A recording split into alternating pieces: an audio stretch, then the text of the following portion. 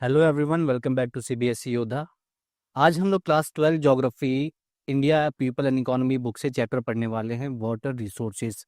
बहुत ज़्यादा important chapter है और काफ़ी कॉम्प्लिकेटेड भी है, लेकिन मैं ये कोशिश करूँगा कि जितनी आसान लैंग्वेज में हो सके उतनी आसान लैंग्वेज में हम इस चैप्टर को समझेंगे। तो सबसे पहले थोड़ा सा इंट्रो पढ़ लेते हैं।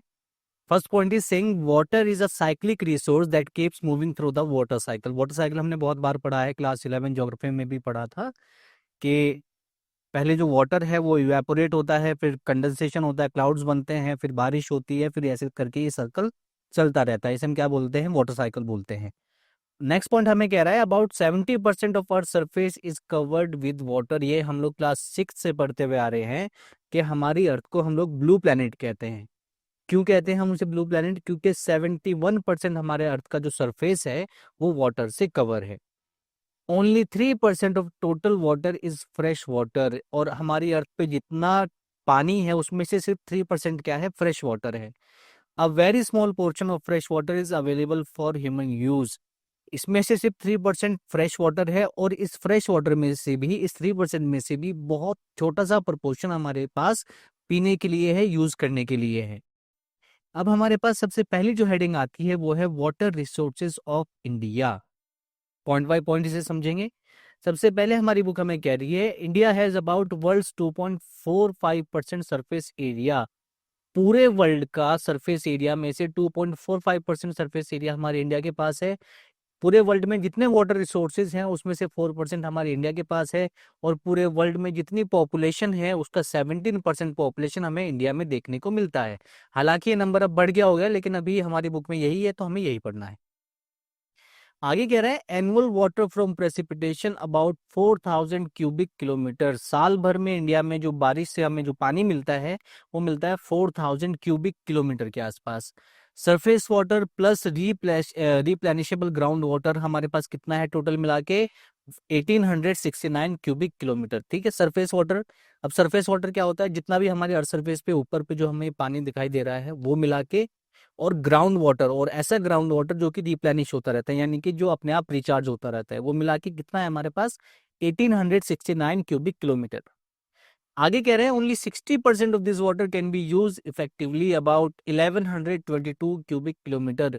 अब इसमें से भी हमारे पास यूज करने लायक कितना है? सिर्फ 60%। और 60% कितना हुआ? 1122 क्यूबिक किलोमीटर। आगे हमारे पास एक हेडिंग आती है सरफेस वाटर रिसोर्सेज। सबसे पहले हम सरफेस वाटर रिसोर्सेज को समझेंगे। हमारे पास जो मेन सोर्सेज हैं सरफेस वाटर के वो चार हैं। वो कौन कौन से हैं? सबसे पहले हमें सरफेस वाटर रिवर्स में देखने को मिलता है, लेक्स में देखने को मिलता है, पॉन्ड्स में देखने को मिलता है, या फिर जो टैंक्स हैं, जो टंकियां हमने बना रखी हैं उनमें भरा हुआ देखने को मिलता है। कह रहा है इंडिया के पास 10,360 रिवर्स हैं और ट्रिब्यूटरीज हैं जिनकी जो लंबाई है वो 1.6 किलोमीटर से ज्यादा है। ये किसे रिवर कंसिडर कर रहा है जिनकी लंबाई 1.6 किलोमीटर से ज्यादा है? और कह रहा है कि मीन एनुअल रिवर फ्लो जो इंडिया में देखने को मिलता है वो अबाउट 1869 क्यूबिक किलोमीटर है। और इसमें से सिर्फ हम लोग 32% यूज कर पाते हैं, जो कि अगेन कितना है? Only 690 cubic kilometre. ठीक है, अब हम सिर्फ इतना ही क्यों यूज कर पा रहे हैं? क्योंकि ज्योग्राफिकल कंस्ट्रेंट्स हैं। मतलब ये जो पानी है कई बार हमें ऐसी जगह पे मिलता है जहां से हम इसे यूज नहीं कर पाएंगे, जैसे ग्लेशियर्स में या दूसरी ऐसी जगह पे फंसा हुआ मिलेगा जहां से हम इसे यूज नहीं कर सकते। आगे एक हमारे पास जो पॉइंट है वो कह रहा है river flow depends on catchment area size and rainfall in the basin. ठीक है, कह रहा है कि रिवर में कितना पानी बह रहा है ये डिपेंड करता है उसके कैचमेंट एरिया पे। कैचमेंट एरिया होता है जहां जहां से रिवर को पानी मिलेगा, उसे हम क्या बोलेंगे? कैचमेंट एरिया बोलेंगे। तो रिवर में कितना पानी फ्लो हो रहा है ये किस पे डिपेंड करता है? सबसे पहले उसके कैचमेंट एरिया पे डिपेंड करेगा, और दूसरा उस रिवर के बेसिन में, यानी कि जहां जहां से उस रिवर को पानी मिल रहा है वहां पे रेनफॉल कितनी हो रही है। अगर अच्छी खासी रेनफॉल हो रही है तो बहुत ज्यादा पानी रहेगा, अगर कम रेनफॉल है तो कम पानी मिलेगा। ठीक है, नेक्स्ट पॉइंट हमें कह रहा है कि Ganga, Brahmaputra and Indus have very large catchment areas. हम सबको पता है ये तीनों रिवर बहुत ज्यादा इंपॉर्टेंट है। ये तीनों रिवर सिस्टम हमने क्लास 11th में पढ़े थे। कह रहा है कि इन तीनों रिवर के पास बहुत अच्छा खासा कैचमेंट एरिया है। वही हम आगे कंटिन्यू कर रहे हैं surface water resources. Next point हमसे कह रहा है Ganga, Brahmaputra and Barak basins cover about 1/3 of India's area but hold 60% of surface water. ये कह रहा है कि ये जो तीनों रिवर्स है, गंगा, ब्रह्मपुत्र एंड बराक, ये पूरे इंडिया का 1/3 एरिया कवर करती हैं, ठीक है। और पूरे इंडिया का 60% सरफेस वाटर इन 3 रिवर में ही देखने को मिलता है, ठीक है। ये कह रहा है कि इन तीनों रिवर से, फिर से इस पॉइंट को समझो कि इन तीनों रिवर से हम पूरे इंडिया का कितना एरिया कवर कर पा रहे हैं, सिर्फ 33% के आसपास, ठीक है। ये जो रिवर, इनका जो पानी यूज हो रहा है वो 33% एरिया के आसपास यूज हो रहा है, ठीक है। लेकिन इन तीनों रिवर में पूरे इंडिया में जितना सरफेस वाटर है उसका 60% वाटर इन्हीं में है। तो देखो 33% एरिया को कितना पानी मिल रहा है, पूरे सरफेस एरिया का 60% वाटर मिल रहा है। अब बाकी के पास क्या बचा, कह रहे हैं South Indian rivers like Godavari, Krishna and Kaveri are largely harnessed. इन तीनों रिवर से बहुत अच्छा खासा पानी हम लोग यूज कर रहे हैं। While Ganga and Brahmaputra basin still have large unused potential. अभी हम लोग क्या बात कर रहे थे कि इतना पानी है इनके पास, और सॉरी इतना ये एरिया कवर कर रहे हैं और इतने बड़े, इतना ज्यादा इनके पास सरफेस वाटर अवेलेबल है। तो यही हमारा पॉइंट हमसे कह रहा है कि गंगा और ब्रह्मपुत्र में अभी भी हम अच्छा खासा पानी उसका यूज कर सकते हैं, बहुत ज्यादा पोटेंशियल है इन दोनों रिवर्स के पास जिसे हम यूज कर सकते हैं, ठीक है। तो सरफेस वाटर हमारा यहाँ तक खत्म हो जाता है। होपफुली आपको ये समझ में आया होगा। इसके बाद हमारे पास जो टॉपिक आता है वो आता है ग्राउंड वाटर रिसोर्सेज, ठीक है। सरफेस वाटर हमने पढ़ लिया, अब हम बात कर रहे हैं ग्राउंड वाटर की। ग्राउंड वाटर मतलब जो जमीन के अंदर से जो हमें पानी निकालते हैं हम लोग, जो जमीन के अंदर से जो पानी मिल रहा है, सरफेस के अंदर से जो हमें पानी मिल रहा है, उसे हम क्या बोलेंगे, ग्राउंड वाटर रिसोर्सेज। आपने अपने गाँव में हैंडपंप वगैरह देखे होंगे, वो सब कौन सा पानी है, ग्राउंड वाटर है। तो सबसे पहले ही कह रहा है कि total replenishable ground water in India कितना है हमारे पास, 432 क्यूबिक किलोमीटर ओनली।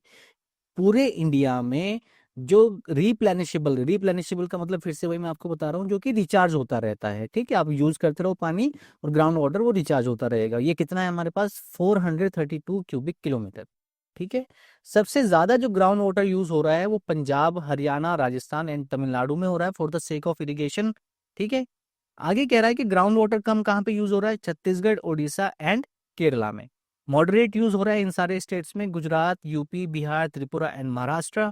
आगे कह रहा है कि अगर यही ट्रेंड चलता रहा है, इसी तरह से हम लोग पानी को यूज करते रहे, तो water demand will exceed supply and cause social problems and conflict. जो वाटर डिमांड है ये बहुत ज्यादा बढ़ने वाली है और इतनी हमारे पास सप्लाई नहीं है, तो आने वाले टाइम में हमें सोसाइटी में प्रॉब्लम्स देखने को मिलेंगी पानी को लेके, और कॉन्फ्लिक्ट्स यानी कि विवाद, लड़ाई झगड़े देखने को मिलेंगे पानी को लेके।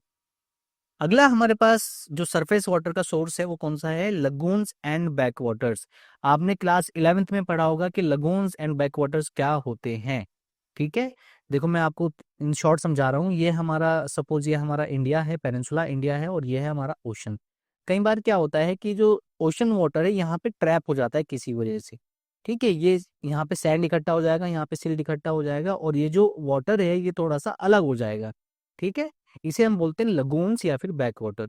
तो कह रहा है कि इंडिया के पास अच्छी खासी कोस्ट लाइन है which has formed many lagoons and lakes. हम सबको पता है यहाँ से लेकर के यहाँ तक हमारे पास अच्छी खासी कोस्ट लाइन है, ओशन ही ओशन है तीनों तरफ। आगे कह रहा है states like Kerala, Orissa and West Bengal have large water resources in these lagoons and lakes. इन सारे स्टेट्स में अच्छा खासा पानी हमें लगून्स और लेक्स में देखने को मिलेगा। हालांकि जो वाटर है ब्रैकिश है, ब्रैकिश का मतलब क्या होता है, सॉल्टी है, सेलाइन है, but it is use for fishing and irrigation of crops like paddy and coconut. धान की फसल में, कोकोनट की फसल में ये पानी यूज किया जा सकता है, फिशिंग में यूज किया जा सकता है, ठीक है। आगे बढ़ते हैं, वाटर डिमांड एंड यूटिलाइजेशन। अगला हमारे पास जो टॉपिक आता है वो है वाटर डिमांड एंड यूटिलाइजेशन। बहुत इंपॉर्टेंट टॉपिक है। ये कह रहा है India is mainly an agrarian economy. हम लोग बहुत पहले से पढ़ते हुए आ रहे हैं कि हमारी जो पॉपुलेशन है वो जनरली किस में लगी हुई है, प्राइमरी एक्टिविटीज में लगी हुई है, एग्रीकल्चर में लगी हुई है, ठीक है। तो इंडिया की जो इकोनॉमी है वो एग्रेरियन है, यानी कि एग्रीकल्चर पे डिपेंडेंट है। And about 2/3 of its population depend on agriculture. वही जो अभी मैंने आपको बताया कि इंडिया की पॉपुलेशन का जो 2/3 परसेंटेज है वो कहाँ पे लगा हुआ है, एग्रीकल्चर में लगा हुआ है। आगे कह रहा है कि agriculture uses 89% of surface water. ये देखो आप कितना ज्यादा, 100% अगर हमारे पास सरफेस वाटर है तो एग्रीकल्चर उसका 89% यूज कर रही है। और इससे भी बुरा क्या हो रहा है कि जो ग्राउंड वाटर है उसका 92% कहाँ पे यूज हो रहा है, एग्रीकल्चर में यूज हो रहा है, ठीक है। हम लोग दूसरा पानी भी यूज कर सकते हैं एग्रीकल्चर में, लेकिन हम लोग सरफेस वाटर, और सबसे जो कंसर्निंग चीज है वो ये है कि ग्राउंड वाटर का 92% हम लोग एग्रीकल्चर के लिए यूज कर रहे हैं। इंडस्ट्रीज 2% सरफेस वाटर यूज करती हैं और 5% ग्राउंड वाटर यूज करती हैं। और हम लोग घर के लिए अगर बात करें, डोमेस्टिक यूज की अगर बात करें, तो हम लोग सरफेस वाटर का 9% यूज कर रहे हैं। तो आपको एमसीक्यूज के लिए भी ये याद रखना है कि सबसे ज्यादा हम लोग वाटर को कहाँ पे यूटिलाइज कर रहे हैं, सरफेस वाटर को या फिर ग्राउंड वाटर को कहाँ पे यूज कर रहे हैं, एग्रीकल्चर सेक्टर में यूज कर रहे हैं। तो इसी से रिलेटेड हमारा अगला टॉपिक आ जाता है demand of water for irrigation. तो कह रहा है irrigation is needed because rainfall in India is uneven and seasonal. हम सबको पता है कि इंडिया में जो बारिश होती है वो अनइवन होती है, कहीं पे तो बहुत ज्यादा हो रही है और कहीं पे ना के बराबर होती है, और ये भी सीजनल है। ठीक है, ऐसा नहीं कि साल भर बारिश पड़ती रहती है। आगे कह रहा है some regions like north western India, यानी कि हमारा जो राजस्थान वाला पार्ट है, and the Deccan plateau receives less rainfall and face drought.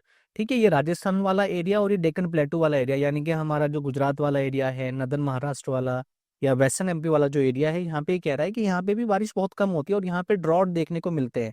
Drought मतलब क्या होता है बच्चों, सूखा हमें यहाँ पे देखने को मिलता है। आगे कह रहा है crops like rice, sugar cane and jute need a lot of water so irrigation is necessary. अब इन लोगों की भी गलती नहीं है। ठीक है, हम सबको पता है कि राइस में, शुगर केन में और जूट में अच्छा खासे पानी की जरूरत होती है, तो इरिगेशन भी जरूरी है। ठीक है, उसी टॉपिक को आगे कंटिन्यू कर रहे हैं। तो इरिगेशन में क्या कह रहा है, irrigation allows multiple cropping and increases agriculture productivity. Irrigation की हेल्प से क्या हो सकता है, मल्टीपल क्रॉपिंग हो सकती है, यानी कि एक ही बार में हम अलग अलग फसलें उगा सकते हैं और इससे एग्रीकल्चर की प्रोडक्टिविटी बढ़ेगी, यानी कि पैदावार बढ़ेगी। ठीक है बच्चों, आगे कह रहा है irrigated land produce more crop than unirrigated land. अगर आप किसी लैंड को, किसी जमीन को इरिगेट करते हैं तो ज्यादा प्रोड्यूस करती है, वो ज्यादा पैदावार देती है then that of unirrigated land, ऐसा लैंड जो कि सिर्फ बारिश पे डिपेंडेंट है। High yielding varieties need regular water. हम सबको पता है, HYV सीड्स हमने पढ़े हैं, हमने ग्रीन रेवोल्यूशन पढ़ा है कि HYV सीड्स को अच्छे खासे पानी की जरूरत होती है, क्योंकि हमें वहाँ पे फर्टिलाइजर्स भी यूज करने हैं और हमें वहाँ पे पेस्टिसाइड्स भी यूज करने हैं। Which is why the green revolution succeeded in the Punjab, Haryana and western UP. क्योंकि इन सारे एरियाज में अच्छा खासा इरिगेशन अवेलेबल है, और यही सबसे बड़ा कारण है कि ग्रीन रेवोल्यूशन जब 1960s में हमारे यहाँ आता है तो सबसे पहले वो यहीं पे सक्सेसफुल देखने को हमें मिलता है। आगे कह रहा है in Punjab and Haryana and western UP more than 85% of the net sown area is irrigated. यहाँ पे जितनी खेती हो रही है उसका 85% लैंड क्या है, इरिगेटेड है, यानी कि यहाँ पे इरिगेशन की हेल्प से 85% लैंड पे खेती की जा रही है। आगे कह रहा है wheat and rice are mainly grown with the help of irrigation in these states. Wheat and rice को हम लोग इरिगेशन की हेल्प से उगाते हैं यहाँ पे। Wells and tubewells irrigate about 76.1% area in Punjab and 51.3% in Haryana. ठीक है, पंजाब में ट्यूबवेल से हम लोग कितना एरिया इरिगेट कर रहे हैं, 76.1%, और हरियाणा में कितना इरिगेट कर रहे हैं, 51.3%। आगे कह रहा है कि over use of ground water has caused a decline in ground water table. हम सबको पता है भाई, अगर हम ग्राउंड वाटर यूज करेंगे तो ग्राउंड वाटर कम तो होगा ही।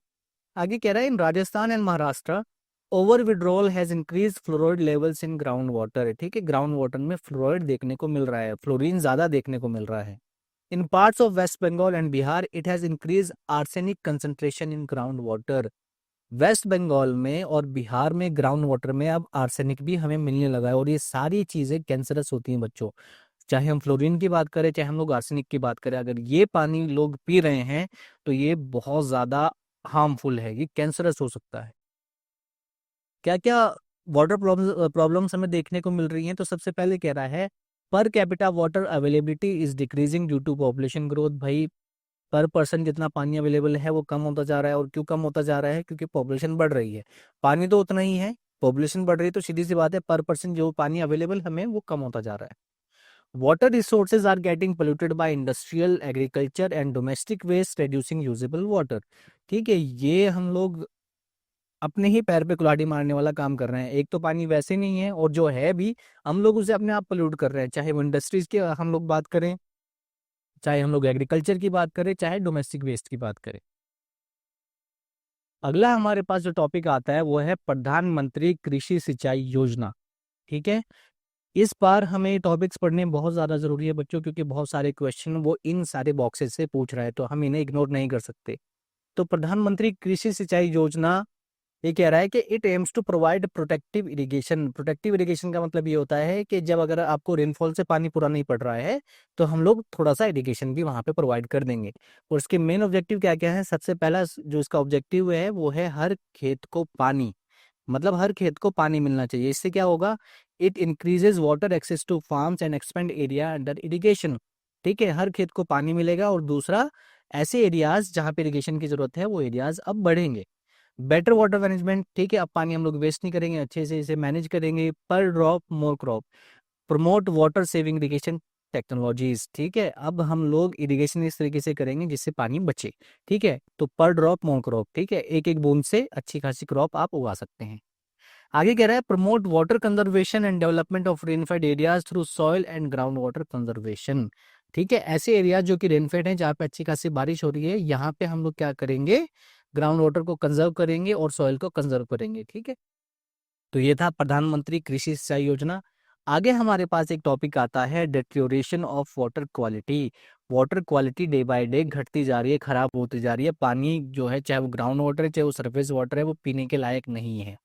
ठीक है, देखो फर्स्ट पॉइंट क्या कह रहा है, water quality means the purity of water without harmful substances. ठीक है, पानी कितना ज्यादा प्योर है, इसमें कोई हार्मफुल चीज तो नहीं है, इसमें कोई नुकसान देने वाली कोई चीज तो नहीं है।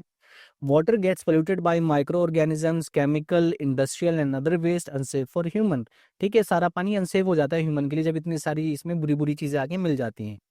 When toxic substances enter rivers, lakes and oceans, they cause water pollution and harm aquatic life. ठीक है, इंसानों को भी नुकसान हो रहा है और जो एक्वेटिक लाइफ है उसे भी नुकसान हो रहा है वाटर पोल्यूशन से। सम पोल्यूटेंट्स सीप into the ground and pollute ground water. और कुछ पोल्यूटेंट्स ऐसे भी होते हैं जो ग्राउंड में अंदर चले जाते हैं, किसी तरीके से रिस्क के चले जाते हैं अंदर और ग्राउंड वाटर को भी पोल्यूट करते हैं। ठीक है, यहाँ पे आप देख सकते हैं जहाँ पे रिवर्स हमारी यंग है, जहाँ पे ओरिजिनेट हुई है, वहाँ पे पानी की क्वालिटी अच्छी है। जो हमारे हिमालयन स्टेट्स हैं वहाँ पे जो वाटर क्वालिटी है वो अच्छी है। लेकिन जैसे ही वो प्लेन एरियाज में उतरती है, जैसे जैसे ही यहाँ पे इंडस्ट्रीज आना शुरू होती है, यहाँ पे उसकी क्वालिटी बहुत ज़्यादा पुअर हो जाती है। ठीक है, यहाँ पे देखिए आप। ठीक है, आगे बढ़ते हैं। वही टॉपिक चल रहा है, हेडिंग है वाटर कंजर्वेशन एंड मैनेजमेंट। तो fresh water is decreasing while demand is increasing, हम सबको पता है। So water conservation is necessary for sustainable development. पानी कम हो रहा है, फ्रेश वाटर कम हो रहा है, डिमांड बढ़ती जा रही है, तो पानी को बचाना है। Sea water can not be widely use because desalination is very costly. अब हम लोगों को ये भी लगता है कि इतना सारा पानी है, पूरी दुनिया में पानी ही पानी है। अभी हम लोग क्या बात कर रहे थे, 71% जो वाटर है वो कैसा है, सलाइन वाटर है। ठीक है, और डीसैलाइन करने के लिए यानी कि इसे पीने के लायक अगर हम लोगों को बनाना है तो ये बहुत ज्यादा महंगा पड़ता है। ठीक है, बहुत ज्यादा कॉस्टली है। India should adopt strong policies, promote water saving technologies and control pollution to conserve water. ठीक है, अच्छे खासे नियम कानून बनाने पड़ेंगे, पॉलिसीज बनानी पड़ेंगी, अच्छी टेक्नोलॉजीज की जरूरत है जो पानी को बचाए और पोल्यूशन को कंट्रोल करना पड़ेगा। और इसके लिए हमारे पास है watershed development, rain water harvesting, recycling and reuse of water should be encourage. इन सारी चीज़ों को हमें इंकरेज करना है। सबसे पहले वाटरशेड को डेवलप करना पड़ेगा। वाटरशेड डेवलपमेंट का मतलब ये है जो पानी के हमारे सोर्सेज हैं उन्हें डेवलप करना है। दूसरा, रेन वाटर को बचाना है। रेन वाटर को ऐसे आपको ऐसे नहीं है कि वो जाके नालियों में मिल जाए, ऐसे बचाना, उसे आपको बचाना पड़ेगा। ठीक है, पानी को आपको रिसाइकल करना है और वाटर को रीयूज करना है। ठीक है, आगे हमारे पास हेडिंग आती है प्रिवेंशन ऑफ वाटर पोल्यूशन। तो ये क्या कह रहा है, river water is cleaner in upper hilly areas where population is low. अभी मैंने आपको यही दिखाया कि जो हिली एरियाज है वहाँ पे नदियों में जो पानी है वो साफ सुथरा है, जहाँ पे पॉपुलेशन कम है।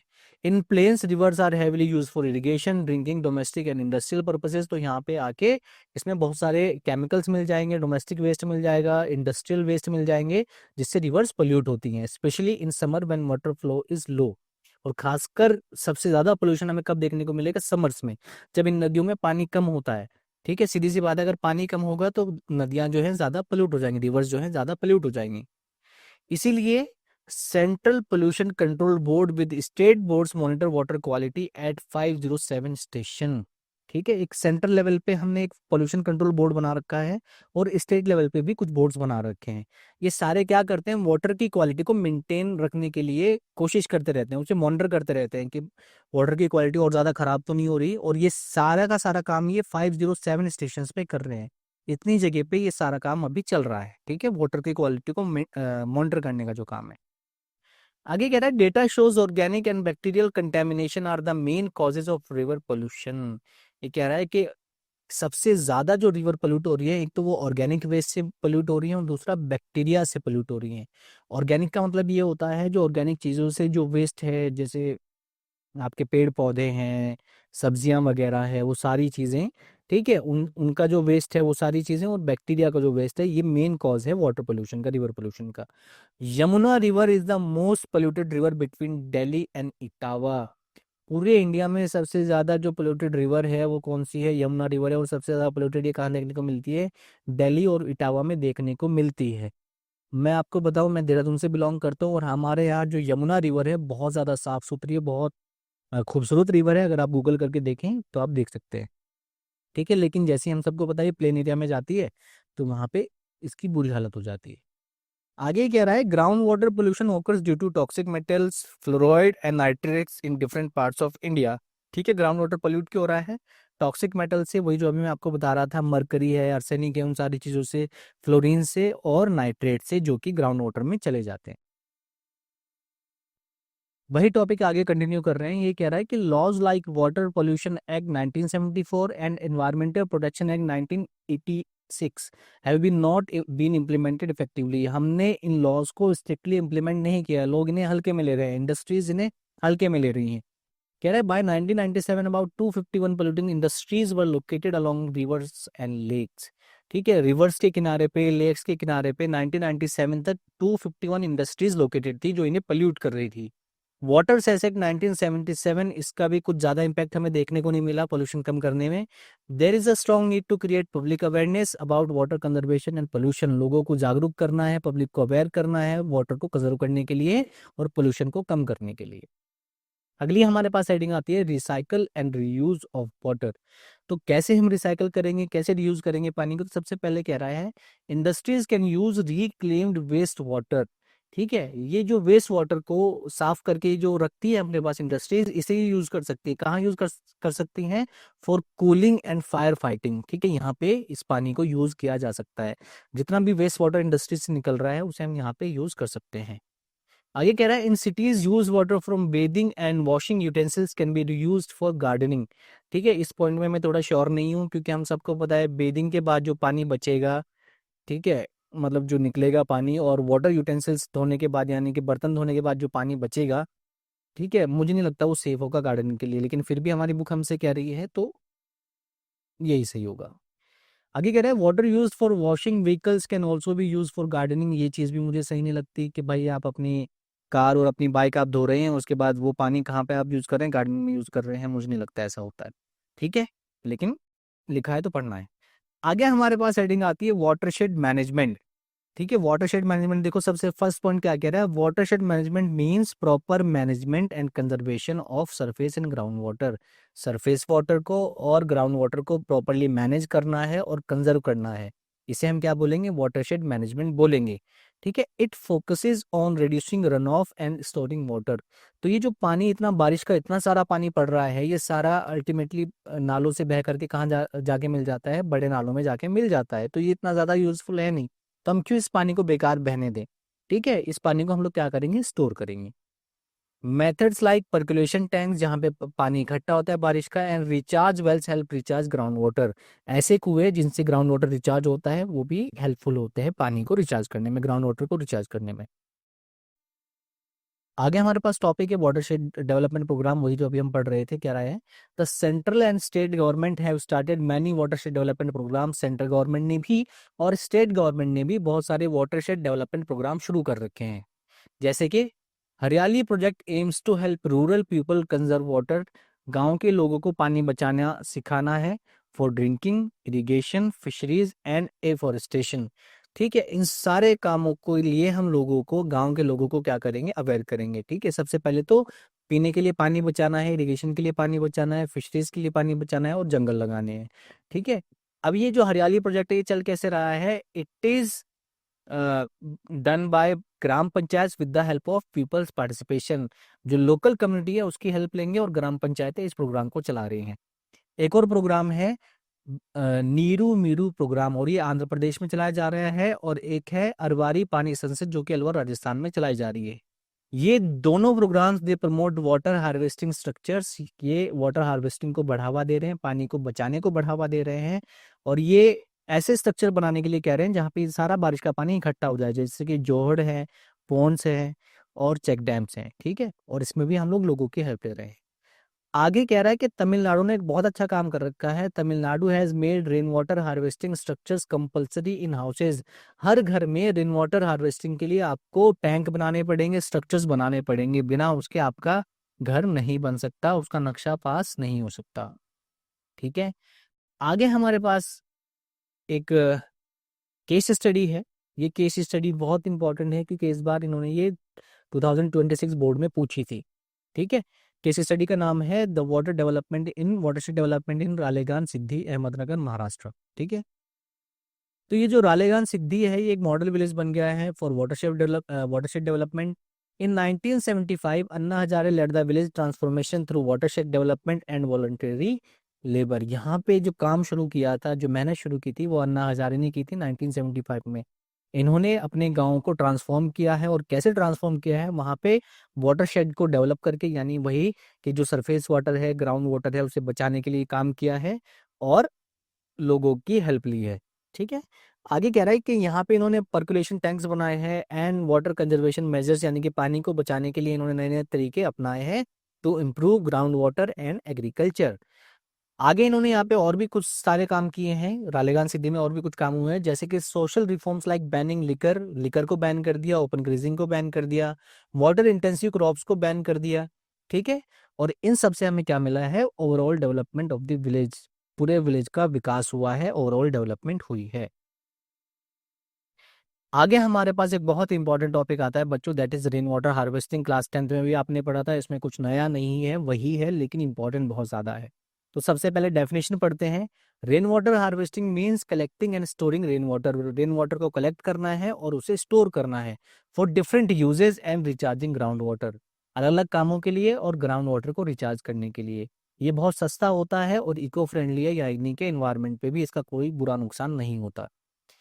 It increases water availability. हम सबको पता है भाई, अगर ग्राउंड वाटर रिचार्ज होगा तो पानी बढ़ेगा, वाटर अवेलेबिलिटी बढ़ेगी, ग्राउंड वाटर लेवल बढ़ता है, वाटर क्वालिटी बढ़ती है, और सोइल इरोजन और फ्लड से मतलब इन चीज़ों से ये बचाता है हमें। ठीक है, सोइल इरोजन भी कम होगा, सीधी सी बात है, अगर पानी ऐसे करके बह रहा है और हम इसे यहीं पे स्टोर कर लें तो यहाँ पे सोइल इरोजन होगा नहीं। और दूसरा, अगर हम सारे पानी को, बारिश के पानी को स्टोर कर रहे हैं तो फ्लड्स आने का तो सवाल ही नहीं होता। तो ये सोइल इरोजन से हमें बचाता है, फ्लडिंग से हमें बचाता है। क्या क्या मेथड है, क्या मेथड रहता है। In rural areas traditional rain water harvesting is done using lakes, ponds and irrigation tanks. गांव में हम लोग ये जो पानी है, बारिश का पानी है, लेक्स में इकट्ठा कर रहे हैं, पॉन्ड्स में इकट्ठा कर रहे हैं, या फिर इरिगेशन टैंक्स में इकट्ठा कर रहे हैं, टंकियों में इकट्ठा कर रहे हैं। In Rajasthan rain water is stored in kund और टंका। राजस्थान की अगर हम बात करें तो यहाँ पे जो रेन वाटर है वो कहाँ इकट्ठा होता है, कुंड में इकट्ठा होता है, या फिर हम इसे टंका भी बोलते हैं। ठीक है, it is build near houses और विलेजेस। ठीक है, ये घरों के आसपास बना होगा या पूरे गांव में एक आध होगा। ठीक है, पानी को इकट्ठा करने के लिए। इसके बेनिफिट क्या क्या है। सबसे पहली चीज, ग्राउंड वाटर पे डिपेंडेंस कम होती है। It helps balance water demand in supply. ठीक है, वाटर की डिमांड में हमें हेल्प करता है भाई, जितनी वाटर डिमांड है उतनी हम सप्लाई दे सकें। It is specially useful in the urban areas where water demand is higher than supply. और ये सबसे ज्यादा कहाँ पे हमें यूज करना चाहिए, कहाँ पे इस मेथड को यूज करना चाहिए, अर्बन एरियाज में, जहाँ पे हमें पता है कि डिमांड तो बहुत ज्यादा है लेकिन पानी कम है, सप्लाई कम है। ठीक है, इस सारे मेथड आपकी बुक्स में आपको दे रखे हैं, ये आप देख लेना। हार्वेस्टिंग थ्रू वाटरशेड मैनेजमेंट ये है। ठीक है, चेक डैम बना के, स्टोन वॉल बना के, तो ये जो बारिश का पानी है ये इधर उधर नहीं बहेगा। ठीक है, हार्वेस्टिंग थ्रू लेक्स, बारिश का सारा पानी कहाँ जाके इकट्ठा हो जाएगा, लेक्स में इकट्ठा हो जाएगा। रूफटॉप कलेक्शन, यहाँ पे पानी इकट्ठा हो रहा है, ये पाइप की हेल्प से कहाँ जा रहा है, रिचार्ज वेल में जा रहा है, जिससे कि ग्राउंड वाटर रिचार्ज हो रहा है। ठीक है, हार्वेस्टिंग थ्रू रिचार्ज वेल्स वही सेम चीज। ठीक, आगे एक हेडिंग हमारे पास दी हुई है, नेशनल वाटर पॉलिसी 2012। ठीक है, इसे पढ़ते हैं। National water policy 2012 stress the need for national water framework law. ठीक है, पूरे नेशनल लेवल पे एक वाटर फ्रेमवर्क हमें बनाना पड़ेगा, पानी को यूज करने के लिए एक लॉ बनाना पड़ेगा। Water should be treated as an economic good. और हमें वाटर को ट्रीट कैसे करना चाहिए, इकोनॉमिक गुड की तरह करना चाहिए, यानी कि किसी, हम लोग अभी तक इसे कैसे यूज कर रहे हैं, जैसे इसकी कोई वैल्यू नहीं है, लेकिन ये कह रहा है कि हमें इसे ऐसे समझना चाहिए कि इसकी भी बहुत ज्यादा इकोनॉमिक वैल्यू है। ठीक है, तो पानी को हमें इकोनॉमिक गुड की तरह ट्रीट करना चाहिए। जब हमारे पास ड्रिंकिंग के लिए पूरा हो जाए और बेसिक नीड्स के लिए पूरा हो जाए, तो उसके बाद हम इसे इकोनॉमिक गुड की तरह ट्रीट कर सकते हैं। ठीक है, आगे कह रहा है focus on climate change adaptation and in water resource management. ठीक है, क्लाइमेट जो चेंज हो रहा है उसे भी हमें अडेप्ट करना है। ठीक है, मतलब हम सबको पता है कि कभी बारिश कम हो जाती है, कभी बारिश ज़्यादा हो जाती है, तो उन सारी चीज़ों को लेके हमें पॉलिसीज बनानी है। ठीक है, वाटर रिसोर्स मैनेजमेंट उस सारी चीज़ों को देख के हमें करना है। इट इनकरेजेस कम्युनिटी पार्टिसिपेशन, लोगों की हेल्प लेनी है, and reduce urban rural water supply gap. ठीक है, अर्बन एरियाज में पानी कम है, रूरल एरियाज में पानी ज़्यादा है, ये जो गैप है इस गैप को कम करने के लिए भी ये पॉलिसी काम कर रही है।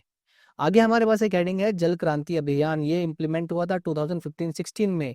It aims to ensure water security in the country, पूरी कंट्री के लिए पानी होना चाहिए। One water stage village in each district is selected to develop as Jalgram. ये कह रहा है कि हर एक डिस्ट्रिक्ट में हम एक ऐसा विलेज ढूंढेंगे जहाँ पे पानी कम है, वाटर स्ट्रेच विलेज है वो। ठीक है, तो हम उस गांव को क्या बनाएंगे, जलग्राम बनाएंगे और वहाँ पे पानी अवेलेबल कराएंगे।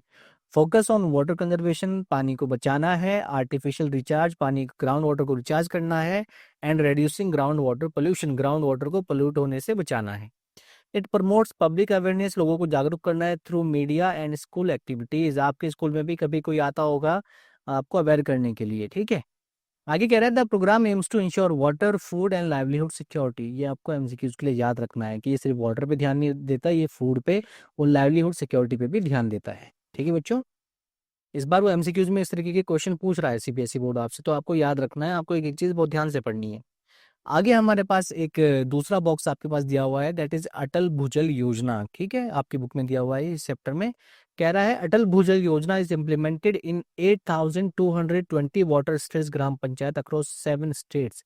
7 स्टेट्स में, इतने सारी ग्राम पंचायतों में ये प्रोग्राम इम्प्लीमेंट हुआ है। और ये 7 स्टेट्स कौन कौन से हैं, ये सारे हैं Gujarat, Haryana, Karnataka, MP, Maharashtra, Rajasthan and UP. कह रहे the program aims to promote water conservation, पानी को बचाना है, बेटर कम्युनिटी वाटर मैनेजमेंट। ठीक है, कह रहा है कम्युनिटी की हेल्प से वाटर मैनेजमेंट करना है by changing behaviour from over use to sustainable use. आपने एक कहीं ना कहीं जरूर पढ़ा होगा कि उतना ही ले थाली में व्यर्थ ना जाए नाली में।